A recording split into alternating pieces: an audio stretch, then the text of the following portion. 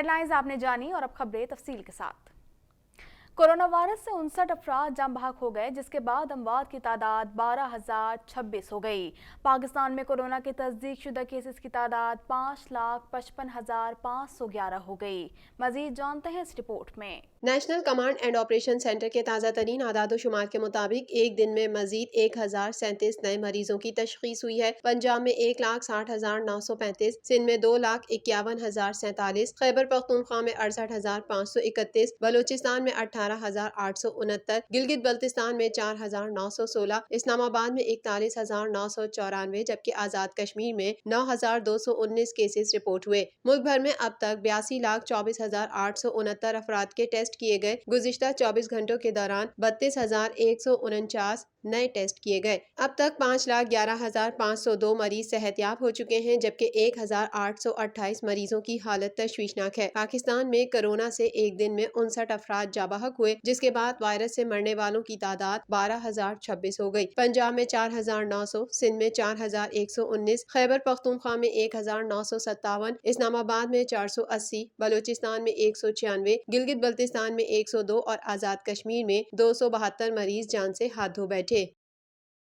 वज़ीर-ए-आज़म इमरान खान ने मुआशी टीम को हिदायत की है कि दरामद शुदा खाने पीने की मुख्तलिफ अशिया पर आयद टैक्सेस में भी कमी लाने के हवाले से तजावीज़ पेश की जाएँ, ताकि अवाम बिलखुसूस गरीब और मिडिल क्लास को रिलीफ फराहम किया जाए। मज़ीद जानते हैं इस रिपोर्ट में। वज़ीर-ए-आज़म इमरान खान ने कहा है कि PTI की हुकूमत की अव्वलीन तरजीहात में आम आदमी का मफाद शामिल है। मुश्किल मुआशी हालात की वजह से गरीब आवाम सबसे ज्यादा मुतासिर हो रही है, लिहाजा उनको हर मुमकिन रिलीफ फराहम करना हुकूमत की अव्वलीन तरजीह है। हुकूमती मुआशी टीम के इजलास से खिताब करते हुए वज़ीर-ए-आज़म इमरान खान का मजीद कहना था कि बिलवास्ता टैक्सेस का बोझ सबसे ज्यादा गरीब तबकात पर पड़ता है, लिहाजा बिलवास्ता टैक्सेस का बोझ कम करने पर खुसूसी तवज्जो दी जाए। वज़ीर-ए-आज़म ने मुआशी टीम को हिदायत की कि दरामद शुदा खाने पीने की मुख्तलिफ अशिया पर आयद टैक्सेस में भी कमी लाने के हवाले से भी तजावीज़ पेश की जाए, ताकि आवाम बिलखुसूस गरीब और मिडिल क्लास को रिलीफ फराहम किया जा सके। कबल अजी वज़ीर-ए-आज़म इमरान खान की ज़ेरे सदारत हुकूमती मुआशी टीम का इजलास हुआ, जिसमें बुनियादी अशिया ज़रूरिया की कीमतों में कमी लाने और आम आदमी को रिलीफ फराहम करने के हवाले से मुमकिना इक़दामात पर गौर किया गया, जबकि एहसास प्रोग्राम के तहत मुस्तहिक खानदानों को टारगेटेड सब्सिडी की फराहमी के हवाले से मुख्तलिफ तजावीज़ पर भी तबादला ख्याल किया गया।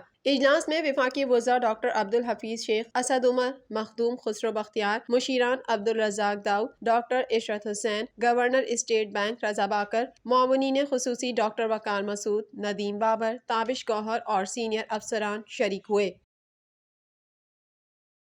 पाक फौज के तर्जुमान मेजर जनरल बाबर इफ्तिखार का कहना है कि हमारा किसी किस्म की सियासत से कोई ताल्लुक नहीं और ना ही किसी से कोई बैकडोर राब्ते हो रहे हैं, लिहाजा फौज को सियासत में मत घसीटें। इस हवाले से मजीद जानते हैं। DG ISPR major general Babar Iftikhar ने कहा है कि भारत ने पाकिस्तान की साख को मुतासिर करने की कोशिश की। पिछली प्रेस कॉन्फ्रेंस में बहुत से शवाहिद सामने रखे। भारत दुनिया में बहुत हद तक बेनकाब हो चुका है। पाक फौज के तर्जुमान मेजर जनरल बाबर इफ्तिखार का कहना है कि हमारा किसी किस्म की सियासत से कोई ताल्लुक नहीं और ना ही किसी से कोई बैकडोर राब्ते हो रहे हैं, लिहाजा फौज को सियासत में मत घसीटें। इस किस्म की कयास आराइयां बंद होनी चाहिए और बगैर तहकीक इस बारे में बात करना किसी को भी सेफ नहीं देता। DG ISPR major general Babar Iftikhar का कहना है कि फौज को सियासत में मत घसीटें, क्योंकि किसी किस्म के कोई बैकडोर राब्ते नहीं हो रहे। मेजर जनरल बाबर इफ्तिखार ने कहा कि कोहे पैमा अली सतपारा कौम के हीरो हैं, जो बदकिस्मती से गुज़िश्ता 72 घंटों से लापता हैं। ताहम पाक फौज सर्च ऑपरेशन में कोई कमी नहीं आने दे रही। DG ISPR ने मजीद कहा कि सबको मालूम है कोरोना से पूरी दुनिया मुतासिर हुई, ताहम पाकिस्तानी कौम ने कोरोना का कामयाबी से मुकाबला किया। चीन की फौज ने अफवाज पाकिस्तान को वैक्सीन का अतिया दिया और पाक फौज ने चीनी फौज की अतिया करदा वैक्सीन हेल्थ वर्कर्स को दे दी, क्योंकि हेल्थ वर्कर्स ने कोरोना से मुकाबले में कौम की भरपूर मदद की।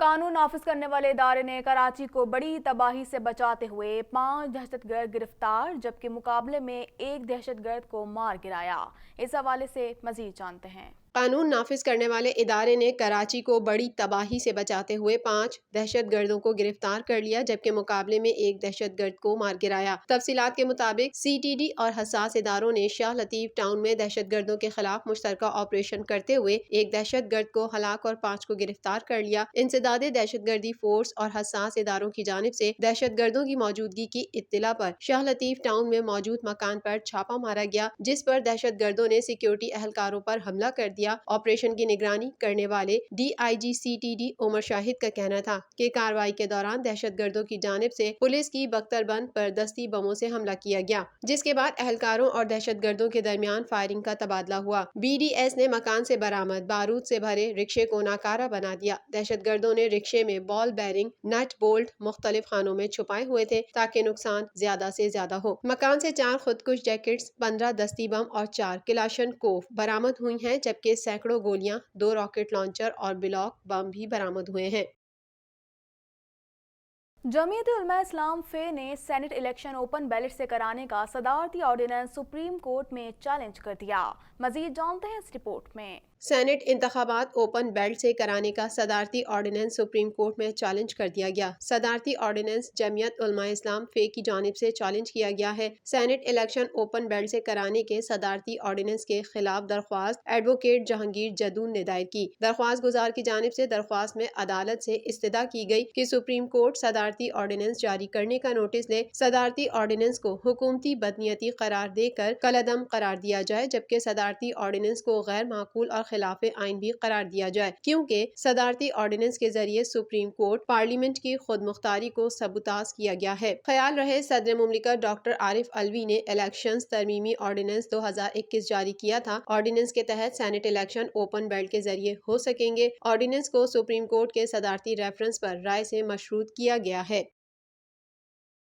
پاکستان نے حسن علی کی تباہ کن بولنگ کے باعث راولپنڈی ٹیسٹ میں جنوبی افریقہ کو 95 رنز سے ہرا کر 18 سال بعد سیریز میں شرکت سے دوچار کر دیا۔ مزید تفصیلات جانتے ہیں اس رپورٹ میں۔ پاکستان کی جانب سے 2 میچز کی ٹیسٹ سیریز کی پہلی اننگز میں 272 رنز بنائے گئے، جس کے جواب میں جنوبی افریقی ٹیم 201 رنز پر آؤٹ ہو گئی۔ قومی ٹیم دوسری اننگز میں 298 رنز پر آؤٹ ہوئی اور مہمان ٹیم کو جیت کے لیے 370 رنز کا ہدف دیا تھا، جس کے جواب میں مہمان ٹیم 274 رنز ہی بنا سکی۔ دوسرے ٹیسٹ کے آخری روز ابتدائی اوورز میں ہی حسن علی نے پاکستان کو 2 کامیابیاں دلوائیں۔ وین ڈار ڈاسن کو 48 اور فاف ڈپلیسی 5 رنز پر آؤٹ ہوئے، تاہم ایڈمم مارکرم اور ڈمبا باوما نے ذمہ داری کا مظاہرہ کرتے ہوئے 106 رنز کی شراکت قائم کی۔ مارکرم نے شاندار سنچری اسکور کی، تاہم نئی گیند ملتے ہی حسن علی نے مارکرم کو 108 رنز پر پیویلین بھیج دیا اور اگلے ہی گیند پر کپتان کوئنٹن ڈی کاک کو بھی آؤٹ کر دیا، جو میچ کا ٹرننگ پوائنٹ ثابت ہوا۔ ٹمبا باوما کی مزاحمت 61 رنز پر دم توڑ گئی۔ ویان ملڈر 20 رنز کے مہمان ثابت ہوئے۔ ڈین ایلگر نے 17 رنز کی اننگز کھیلی، جبکہ کشف مہاراج اور کگیسف رباڈا کھاتا کھولے بغیر آؤٹ ہوئے۔ قومی ٹیم کی جانب سے حسن علی نے 5، شاہین آفریدی نے 4 اور یاسر شاہ نے 1 وکٹ حاصل کی۔ حسن علی نے مجموعی طور پر ٹیسٹ میں 10 وکٹس حاصل کی۔ کپتان بابر اعظم نے کہا کہ کراچی ٹیسٹ والی ٹیم کو ہی برقرار رکھا ہے، یہ ٹیسٹ بھی جیت کر سیریز 2-0 سے اپنے نام کرنا چاہتے ہیں۔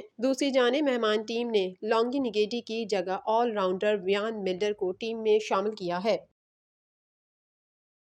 دنیا کی سب سے خطرناک چوٹی K2 پر فضائی سرچ آپریشن تیسرے روز بھی جاری رہا، لیکن علی سردپارہ اور دیگر لاپتہ کوہ پیماؤں کا سراغ نہیں مل سکا۔ مزید جانتے ہیں اس رپورٹ میں۔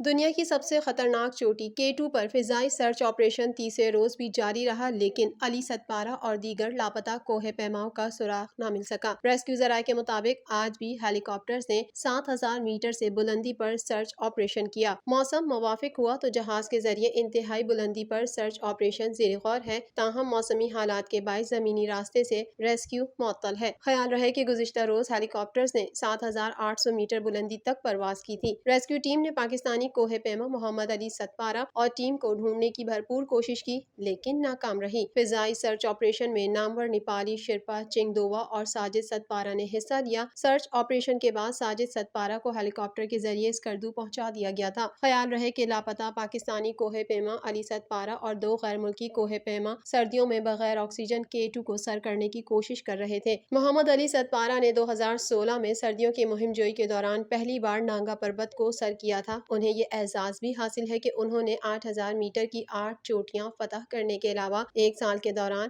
8000 میٹر کی 4 چوٹیاں سر کی ہیں۔ K2 کو سردیوں میں فتح کرنے کی مہم نامور پاکستانی کوہ پیما محمد علی ستپارہ آئس لینڈ کے جان سنوری اور چلی کے جان پابلو انتہائی بلندی پر پہنچنے کے بعد واپس نہیں پہنچ سکے ہیں۔ مزید خبریں بھی بلیٹن کا حصہ ہوں گی مگر اس بریک کے بعد۔